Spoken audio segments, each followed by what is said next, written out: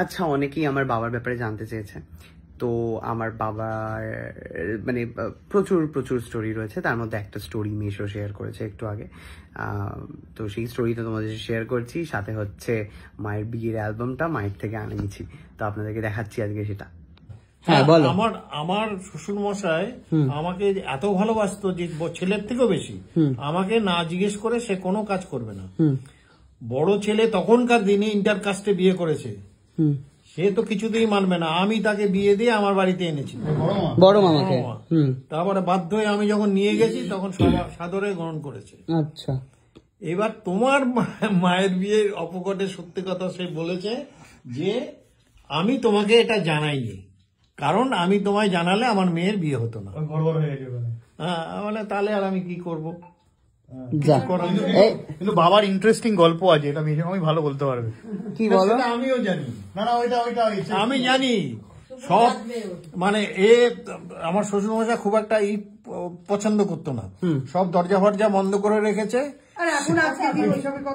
বলো না সুপুরি গাছ, গাছের সুপুরি গাছ ভেঙে দোতলায় উঠে ও আসলে যেটা হতো যে অনু অনেক রাত্রিবেলায় আসতো, মানে বাবা হ্যাঁ কলেজ স্ট্রিটে তখন কাজ করতো। এবার অনেক রাত হতো তো সেই কারণে দরজা তুমি ব্লক করো না, জানো, বলো না, যা বলো না, তারপর বলো তো মায়ের বিয়ে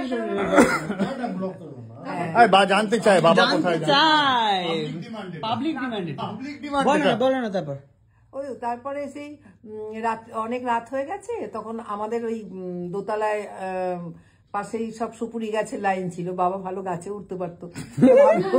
ভাবলেন যে রাত্রিবেলায় সবাইকে ডিস্টার্ব করবো, তার থেকে বাবা আমি নিশ্চিন্ত মনে সুপুরি গাছ আর আমাদের দোতলার বারান্দাটা কি প্রথমবার এসেছিল?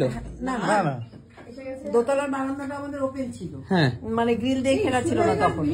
না সুপুরি গাছ থেকে, সুপুরি গাছ হেলে যায়, ভাঙে না। হ্যাঁ, সুপুরি গাছ থেকে বারান্দায় নেমে তারপরে সিঁড়ি দিয়ে নিচে নেমে চলে এসে তখন এত, হ্যাঁ কত বলবে, হ্যাঁ তারপর এসে কি হলো? তারপরে যথারীতি এসে নিজের মতো নিজে জামা কাপড়টা চেঞ্জ করে। এটা কি বিয়ের আগে না পরে? কেন হতে যাবে? বিয়ের পরে। বিয়ের পরে এই অবস্থা।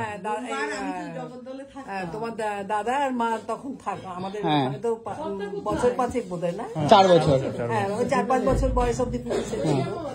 তখন এসে ওদের পাশে আবার মশারি।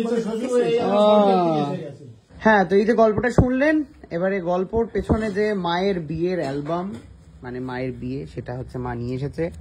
তো এটা হচ্ছে মা ছিল, আর এখন দেখুন কিরকম বুড়ি হয়ে গেছে। নিজেকে একটু মেনটেন করতে পারো, তোমার ক্রিম ট্রিম মাখো, চুল রং কবে করাতে হবে? নিয়ে যাবে।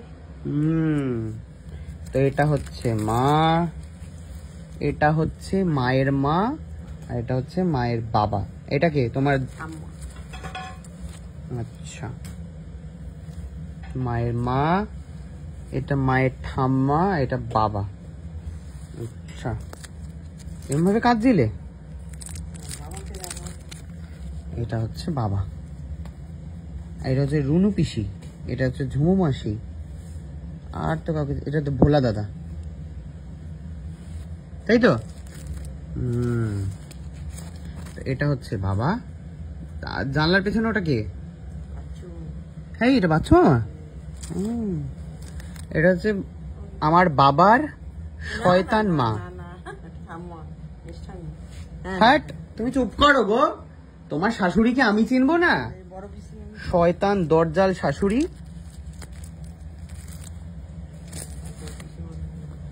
এটা হচ্ছে বাবা, মায়ের বাবা। আমি এখানে বলছি, এটা হচ্ছে ইতু পিসি, এটা হচ্ছে বল্টু মাসি, এটা হচ্ছে ভোলা দাদা, এটা ঝুমু মাসি, আর এগুলোকে চিনি না। ও বাবাই, এদিকে এসো। এটা হচ্ছে বাবার এখনকার চেহারা, এই যে এটা ছিল, যাও হয়ে গেছে বাবাই। এটা হচ্ছে বাবার ভাই কাকুমণি। এটা হচ্ছে মায়ের বাবার শয়তান মা, দেখতেই পাচ্ছেন প্রচুর অত্যাচার করেছে জীবনে মাকে।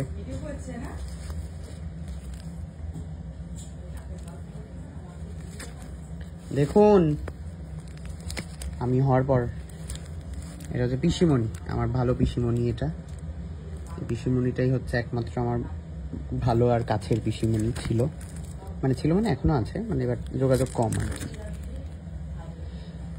এই কুকু দেখেছিস মায়ের বিয়ের ফটো, বিয়ের অ্যালবাম? কই তোকে দেখা যাচ্ছে না, এদিকে ঘর।